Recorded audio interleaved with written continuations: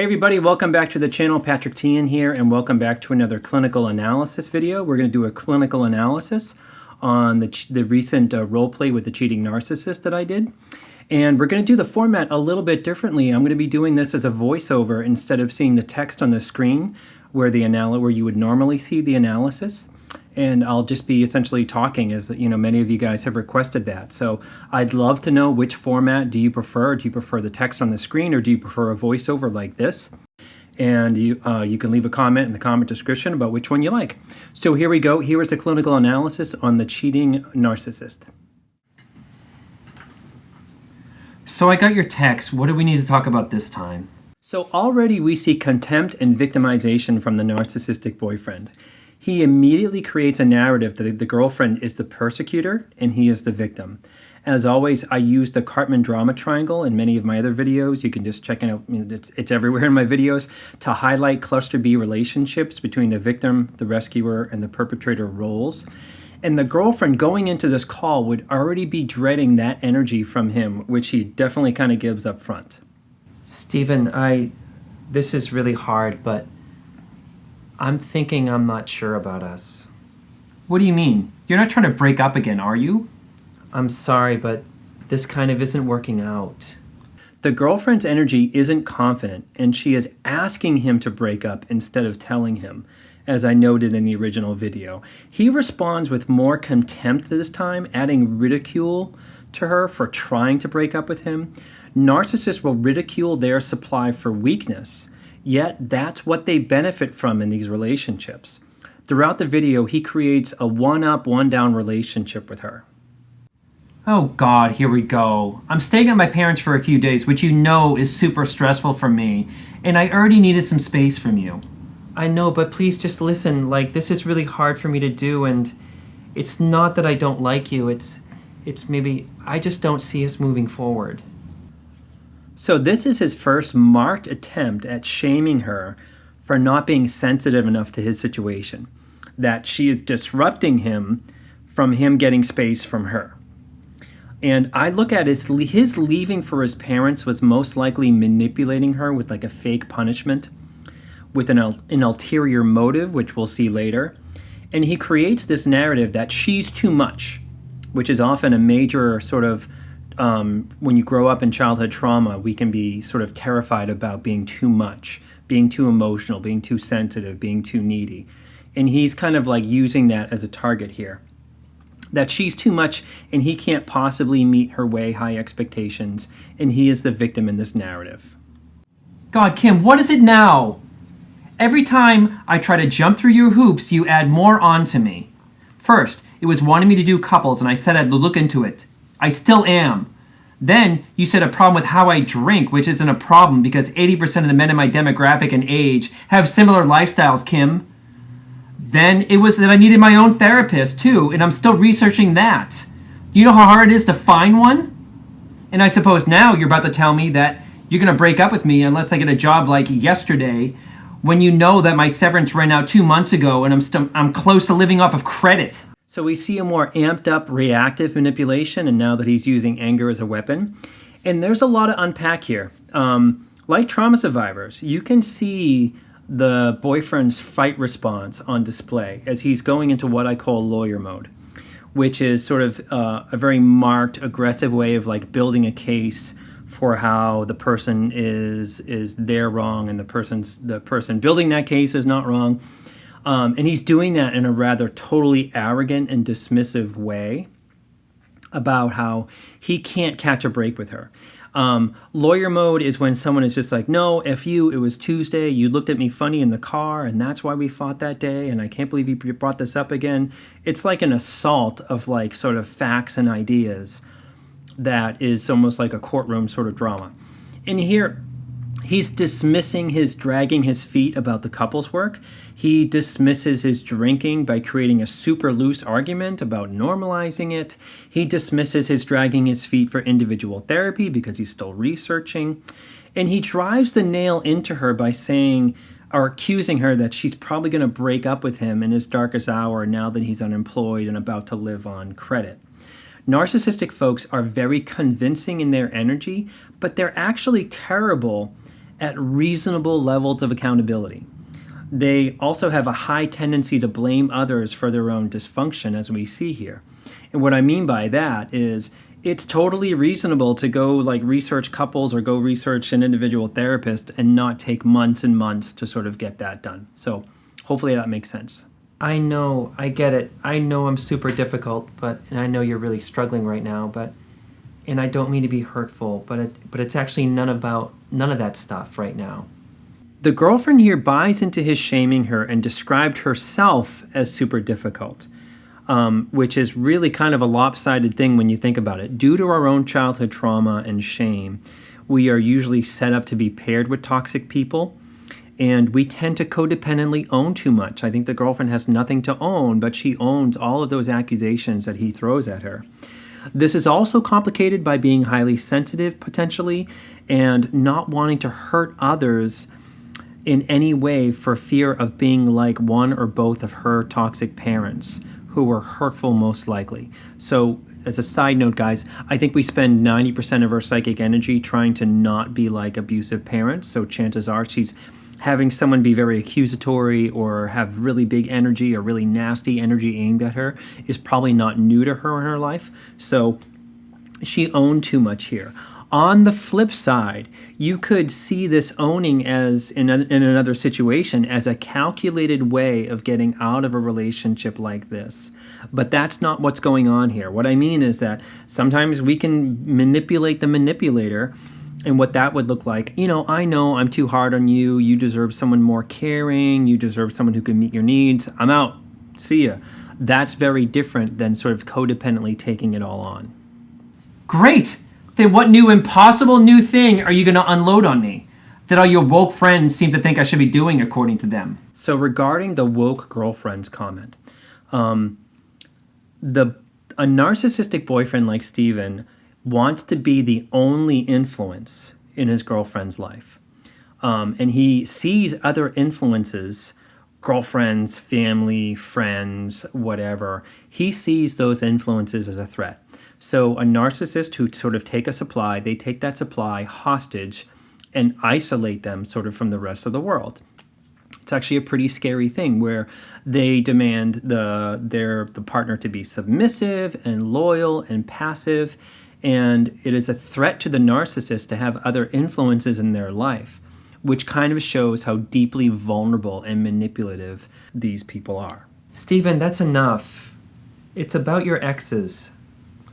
I thought about it, and it's what we constantly fight about, and it's not okay that you keep reconnecting with them. I just got a Facebook notification that you shared something from some woman who apparently lives near your parents. This was brave, as the girlfriend cuts through and is more direct. We see a pervasive pattern of him establishing emotional relationships with his exes and crossing boundaries. I'm not saying you can't be friends with your exes or have healthy friendships with them, but the narcissist here kept many doors open, and he keeps finding new ones to open. When you take a step back, the girlfriend should have gotten out sooner because of that behavior of having all those extra relationships going on. But her codependency and his gaslighting will just take her right back into it. The gaslighting here is about how the narcissist normalizes those extra relationships. The way he describes them is just sort of casual and whatever and innocent, which is a very powerful way to gaslight her. God, Kim, we've been over this a million times. 2 of them were going through terrible breakups and needed advice from a guy's perspective. Nothing is going on, and I can't believe you don't trust me. Big effing deal that I shared something from a Facebook friend. Whom you used to date, Steven. So yeah, there was 2, but who is this third new one? And why does she pop up in your life, in your old neighborhood, when you're getting space from me and staying at your parents'? Oh my God. FaceTime with me. I'm at my parents' place right now. That's where I am. She just wanted to meet up for a drink because we're on LinkedIn together, and she wanted some career advice from me. Plenty of my old guy friends still ask me to do the same thing all the time. She presses him here more, and he normalizes the connecting with his exes as quote-unquote helping. I'm doing air quotes, but you guys can't see that.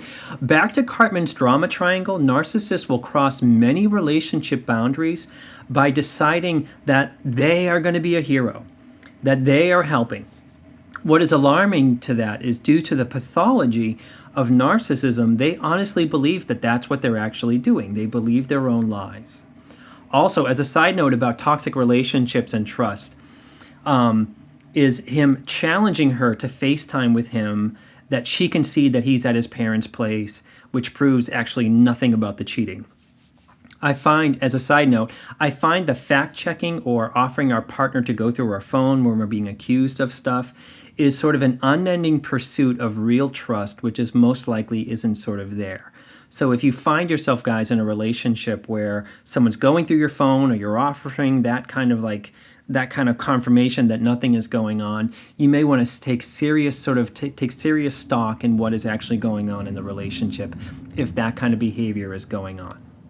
So that's now 3 women that you're helping. Oh my God, did your brother put you up to this? You know, we still have to talk about how disrespectful he was in the kitchen the other day. You know, I'm totally at my threshold with this BS. Stephen, he's protective, and yes, he's kind of worried that I'm being taken advantage of since I'm paying your share of the rent. And he doesn't see you helping me, and that you haven't done what you said you would about the business. You said you would revamp the website 2 months ago. How is any of that relevant to how he spoke to me? He now directs the losing argument here about his exes to the brother as a way to create more victimization for himself and manipulate her. And just notice how the conversation, we were talking about his exes, and now all of a sudden we're at the brother. And she states a pretty good case. You know, the rent, the not helping, not doing what he said he would. He manipulates and minimizes his own involvement. Back to being disrespected by the brother. He took it right back there. Narcissistic people can't take into account their part in things, indicative of the pathology, and they can only focus on what others do. This is part of their attempt to conquer relationships rather than be in a relationship. I'm sorry, but I don't want to get into a big fight about this. He's my brother and he was upset.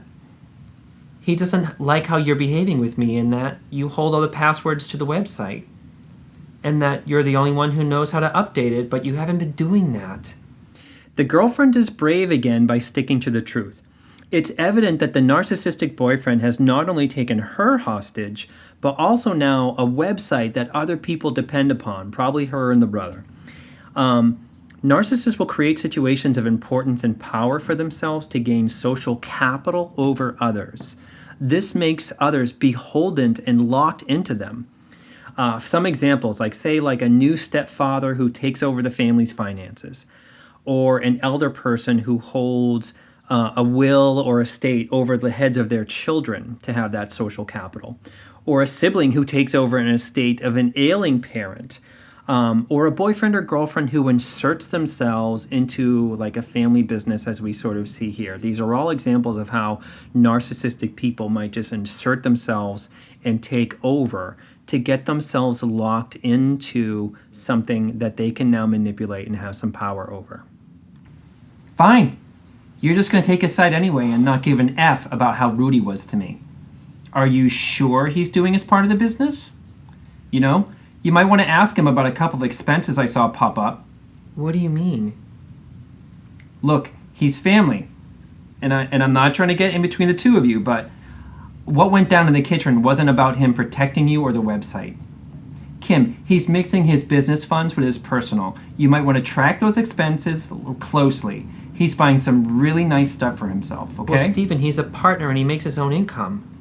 I'm just saying. And if we break up, you're not going to have my eyes on the system or the site like I do. But that's whatever. If you're breaking up with me, I guess it's moot, since I can't tell you about the red flags I see in the business account. Oh, okay. This is highly manipulative and toxic that the boyfriend is trying to erode the girlfriend's relationship with her brother, to sow self-doubt in her and to make her more aligned with him. And it's so off that she's overwhelmed and sort of glazes over at the end there she's like, what? Narcissistic people like Stephen have immense problems of character. Here, he's overstepping and dropping innuendos about the brother being untrustworthy, which you could look at that as just sort of toxic projection, where he is accusing the brother of how he actually behaves. You know, Stephen, I know you're really good at keeping an eye on things, and I'm really sorry, but I don't think we're really good together. I can't really trust you with all those extra relationships. Okay, fine. You know, the truth is, all right, you know, I am talking to one of my exes. It's clear I'm not valued, and you just see me as some kind of player, and I'm honestly sick of trying to be a good boyfriend for you when you keep raising the bar. She's the one I was dating before you, and she's wondering about setting up a couple session to process how things ended between the two of us. I was going to tell you today about it. There's a lot to unpack here. The girlfriend, despite her codependency, did a good job here at staying the course. But let's recap. So far, Stephen has tried to shame and blame her about her high expectations. He has minimized all of his responsibilities in all this. He has normalized everything from drinking to cheating on her, real or imagined, doesn't really matter.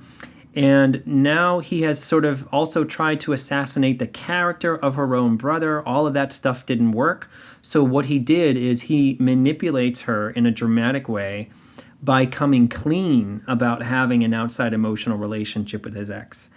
And that he's trying to maybe see what can happen in couples with this ex. And he's doing that by blaming it all on her, as if sort of saying, I had no choice. It was so bad with you. I had to go do this. And what I'm trying to highlight here is the high drama of what it's like to be in a relationship with a narcissist. Think like it's real life, but it also just sort of, it also has a flavor of daytime soap opera stuff. Was she the one you dated for a few years? Yep.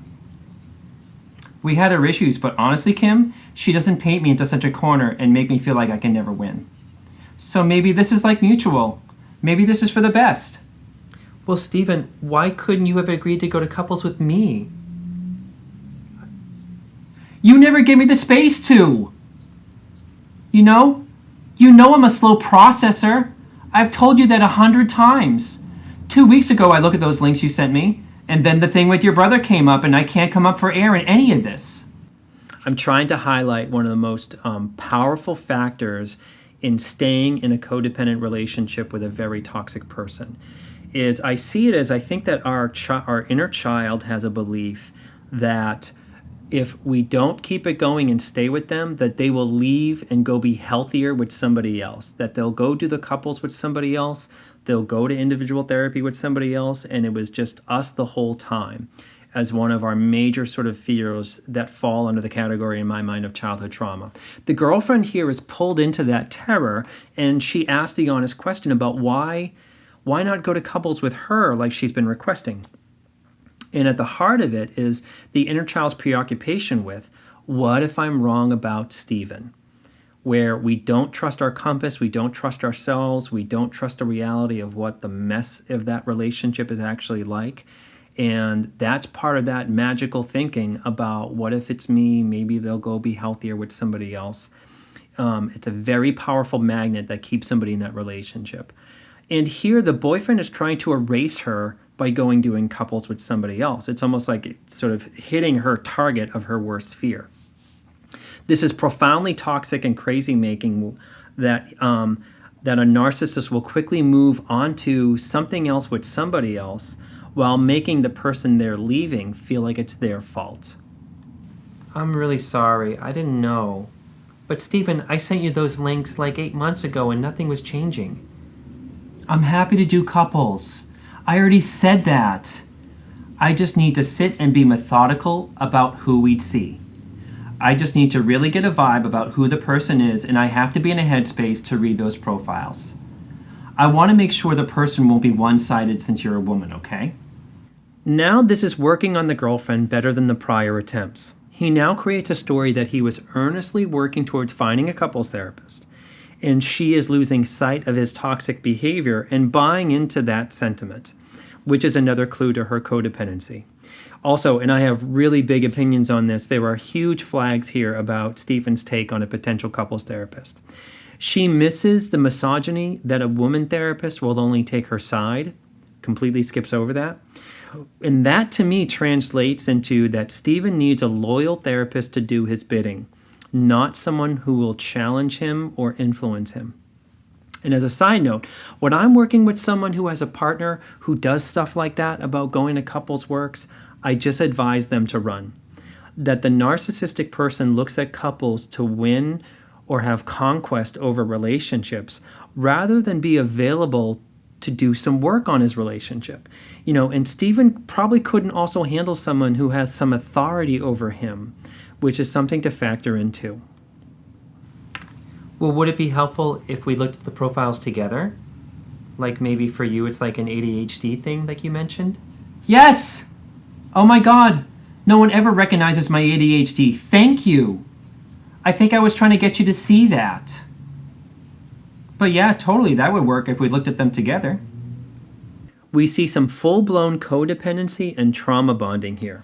Breaking up and rupturing the connection is terrifying for those who deeply struggle with codependency.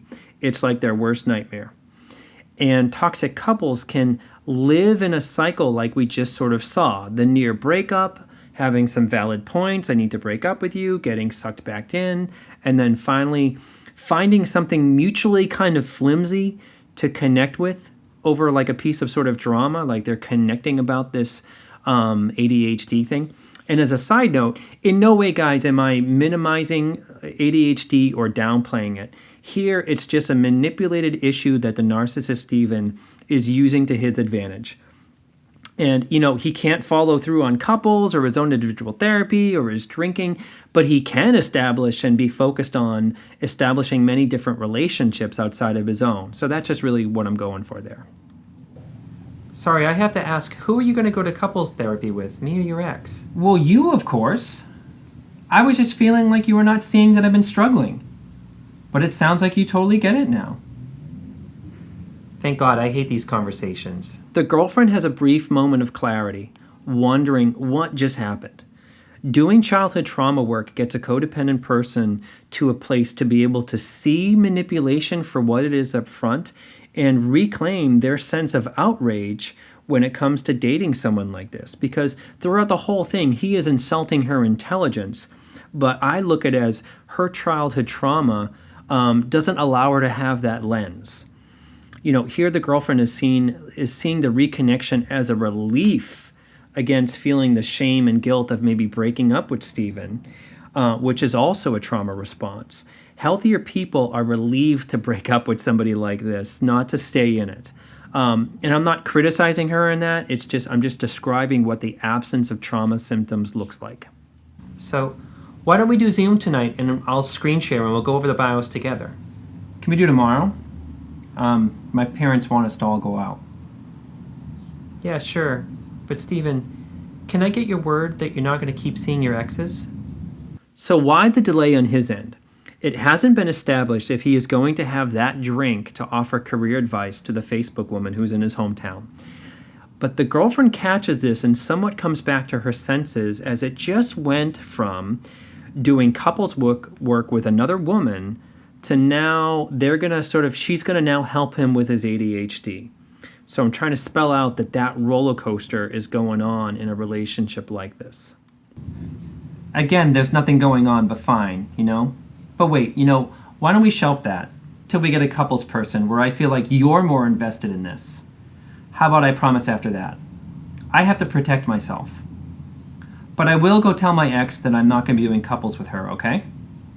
Okay. I think that works. Cool. I love you. Why don't we text tomorrow? So in closing, he has fully turned the whole thing around on to her. Now the narrative is that she is suspect due to having way too high expectations on him, not being sensitive enough to his ordeal or what he's going through, not being patient enough towards him. And now he has gotten her wrapped up in that narrative, or she has sort of bought it, depending on how you want to look at that. He won't fully commit to not seeing his exes, and that was all done very subtly through manipulating her. And in closing, guys, I hope that this was helpful for you guys to see the drama in the whirlwind and confusion of what it's like to be in a relationship with somebody like Stephen, and what the dance is between codependency, someone who is codependent, and then dating someone who is very narcissistic. Those are like the peanut butter and chocolate of relationship combinations. If you find this video helpful, hit some of the buttons, the subscribe button, the like buttons. You can't miss any of those buttons. and consider connecting with me through my website. All the links are in the description of this video. You can also consider supporting the channel on my Patreon account. And as always, guys, take care. May you be filled with loving kindness. May you be well. May you be peaceful and at ease. May you be joyous. And I will see you guys next time.